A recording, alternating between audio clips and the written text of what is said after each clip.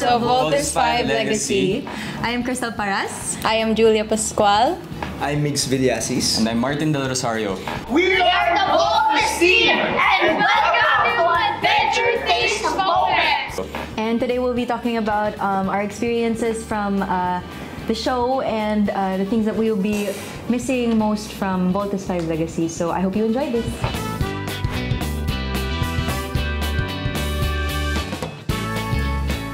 Go, Jules. Bully. I think marami sa amin yung bago lang sa Voltes 5 Legacy when we came in. So it was amazing to be a part of such a big production. As in, pagpasok pa lang namin after lock-in, makikita na yung mga big sets. And then we're with such amazing co-actors. Kaya it was an adventure, right? Right.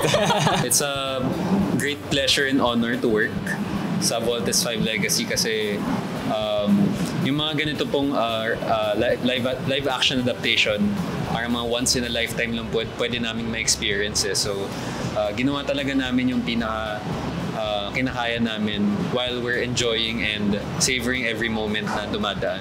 Ang dami pong factors kung bakit siya naging masaya to work on. But tatak sa akin talaga yung seeing sets as yung it's not the kind of sets that we see on a normal basis. Parang sa mga serye or sa mga guesting namin na drama and stuff like that. Feeling ko na sa Hollywood ako. Wow! Hollywood! But honestly, a big scale production like Voltes 5, happy na ako na masabi kong I was part of something like this. Actually, ang gaan-gaan sa set, masaya, pero at the same time sobrang challenging kasi lalo na yung mga green or blue chroma natin, ang hirap mag-imagine ng kami-kami lang, but ang daling magtrabaho, ang daling makakuha ng mga kanya-kanya naming mga kailangan gawin sa mga characters namin dahil din grabe din silang magtulong, parang kumbaga napaka-generous ng mga co-actors ko. I'm very proud to be part of this show. Napakalaking show and ito yung tipong pag tumanda ako, kahit mga after 50 years pa, yung pwede kong i-share yung legacy na to sa mga anak or apo pa kasi it's something to be proud of talaga. Ako, syempre, para sa akin, sobrang swerte ko na nakasama ako dito sa Voltes 5. Kasi ito yung pinakauna kong work sa GMA. Syempre, bilang isang bagong artist, nabigyan ako agad ng ganito kalaking work. Sobrang thankful ako. Grabe ka na. Grabe. Masaya ako. Masaya. Gano'n kasi. Go Migs. Go Migs! Ako, syempre, yung mga kulitan, yung, lalo na yung mga nakalock-in kami, syempre, ang daming kalokohan, pero secret lang yung kung ano.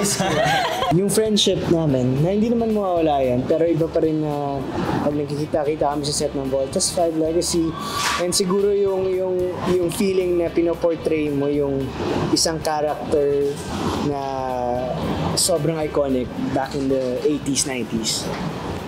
Ang dami kong mamimiss kasi 3 years namin tong tinaping. So, from the staff, yung mga crew, makikilala mo na talaga lahat eh. Sina direct, and syempre sa mga co-actors ko. Ako yun, siguro pinaka-mamimiss ko rin yung hustle talaga kasi sobrang challenging talaga ng isang taping day for us. I mean, we have to shoot several scenes. Yung iba may fight scene, yung iba nasa labas kami, nasa beach, tapos super init dahil sa costumes namin. So talagang mentally and physically challenging yung Voltes 5 Legacy. Pero ang mamimiss ko talaga doon is yung hustle, and at the same time, yung nag-hustle ka, nakasama mo yung mga kaibigan mo na parang naging pamilya mo na din. We worked on this for so long. Parang ang hirap tapatan ng ganong kulitan sa set. I'm gonna miss that a lot. Yung pupunta po kaming 5 sa set, sabay-sabay po kami para maging Voltes team.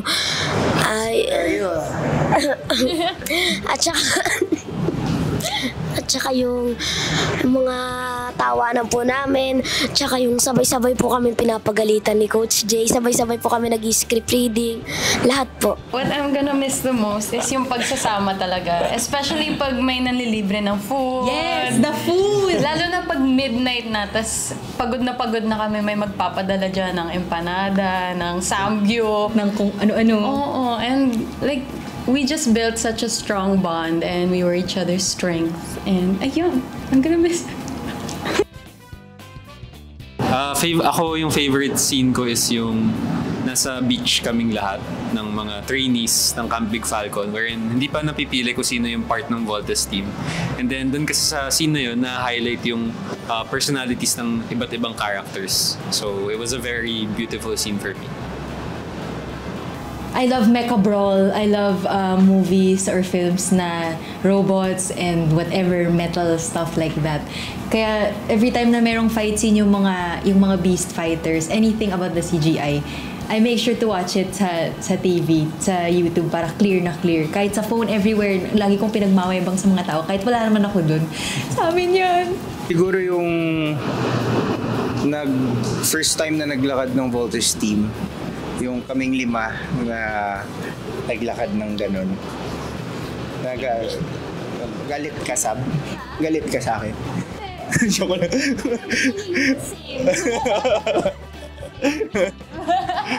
first tapak ng Voltes 5 sa launch conveyor belt. Yeah. And when they came back the first time from their first victory. Kasi when we were taping that pa lang, parang proud na kami. Parang nag-battle talaga sila. Parang mamamatay na talaga kami lahat. Pero nanalo sila and we felt that. And it was just such a proud moment to see in the cinematic experience and in the show itself. So, that's my favorite. Moment ko dun yung yung linabas ni Voltes 5 yung laser sword niya. For the first Ang haba pala nun. Sobrang na-enjoy ko rin. Hindi, tsaka lahat ng mga fight scenes. Ganda. Ayos. Delete from the cinematic cut. Delete. Struggles, siguro yun, yung physicality din talaga ng roles namin. Super, yun nga, mentally, physically challenging like yung nabanggit ko kanina. And at the same time din, yung sa acting-wise, kailangan mong gawing tao yung anime character. Sobrang challenging nun kasi syempre, 2D sila literal pati yung story nila. Malalim yung story ng Voltes 5, of course. It's a beautiful story. Pero yung mga iba't ibang factors sa personality nila, sa kung paano sila kumilos, para gampanan mo yung character na yun na inspired and at the same time, kailangan mo rin i-add on. And knowing na ang daming fans na nanonood, syempre nakaka-pressure yun na mabigyan ng justice yung character na yun. Akin po yung kung paano po namin ginagampanan yung mga roles. Kasi po, di ba po pag may isang role, o kunwari gagawin mo, si Little John gagawin kung ganito naman yung role niya, ganito siya yung personality niya. Pero pag sa Voltes 5 po, di ba yung anime talaga yung original, kailangan po nila makita si Little John sa'yo. Kaya yun po yung mahirap. Nice answer. Ako personally, ang struggle ko kasi galing ako sa mga underdog na roles, laging kawawa. So, para mag-portray ng isang leader, parang huge leap yung kailangan kong gawin. So, yun yung struggle ko nung bago kami magsimula.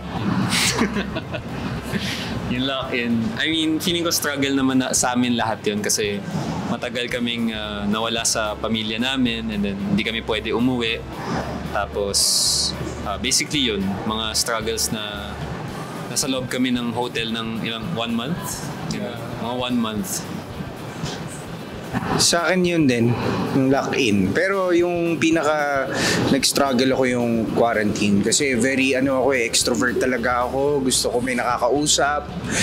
Luckily, nagve-video call kami palagi kahit nasa kanya-kanya kaming mga rooms. So, isa sa struggle ko yun sa taping namin. Kasi ang hirap, wala ka nakikitang tao for 7-10 days. Diba? Maraming salamat sa lahat ng mga sumuporta at nagpatuloy sa pagsubaybay sa Voltes 5 Legacy. Gusto po namin malaman na pinaghirapan po namin ito na sobra and masaya po kami na ipakita sa inyong lahat itong pinaghirapan namin.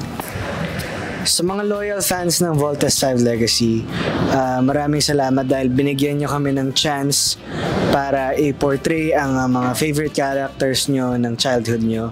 And we hope na nabigyan namin ng justice and nag-enjoy kayo sa live adaptation ng inyong favorite show. Thank you for watching, guys. Hope you enjoyed the video. Don't forget to subscribe to ATM. And let's vote in always. Huwag niyo kami kakalimutan. Yes, thank you so much! Let's vote in!